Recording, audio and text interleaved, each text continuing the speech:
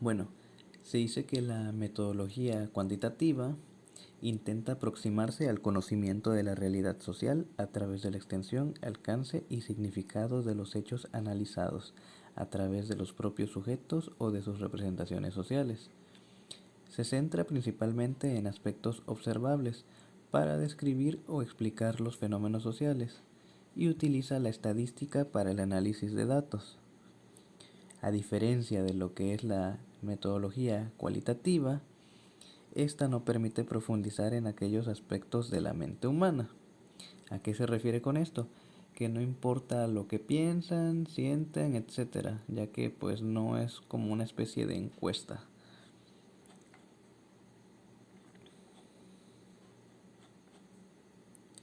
Por ejemplo, aquí tenemos lo que son las fases principales.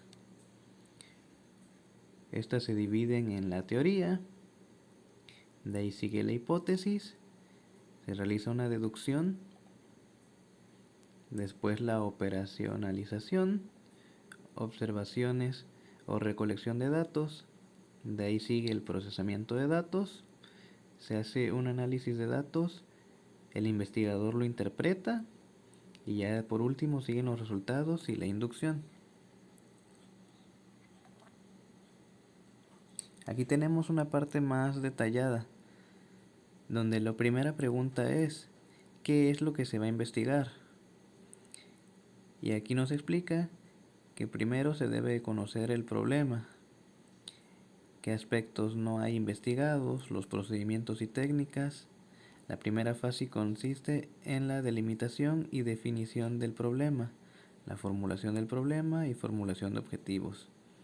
Antecedentes del problema, conocimientos y teorías sobre el tema. La segunda fase es el marco teórico, donde se encuentra la teoría, la hipótesis y las variables.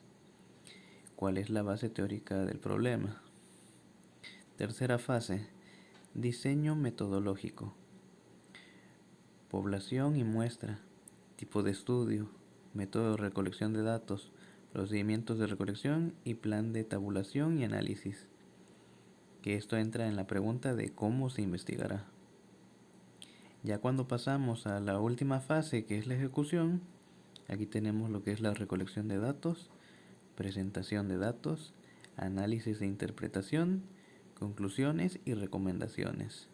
Y por último, lo que es el informe final.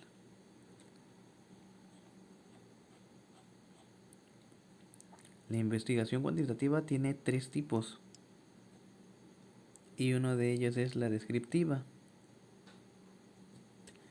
Esta explica que a menudo el equivalente a la etapa inicial de la investigación científica es la que se ordenan los resultados obtenidos de la observación directa de la realidad o en torno a una hipótesis.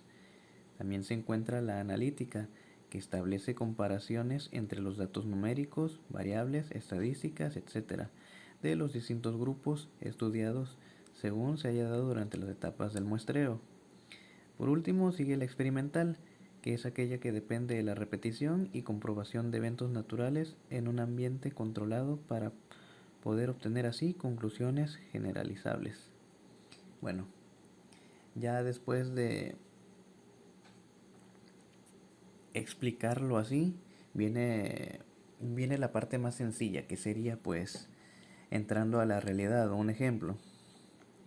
Y uno de ellos pues sería cuando se testea un medicamento.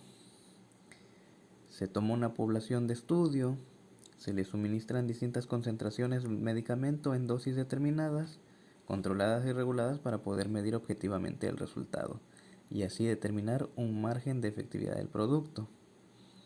Este resultado no tiene nada que ver con las perspectivas de los sujetos, ni con lo que piensan, ni con quiénes son, sino con la respuesta obtenida tras la administración del fármaco. Luego los resultados se expresarán en porcentajes y se referirá en base a la cantidad de pruebas hechas en una población escogida al azar. Este tipo de investigación es experimental.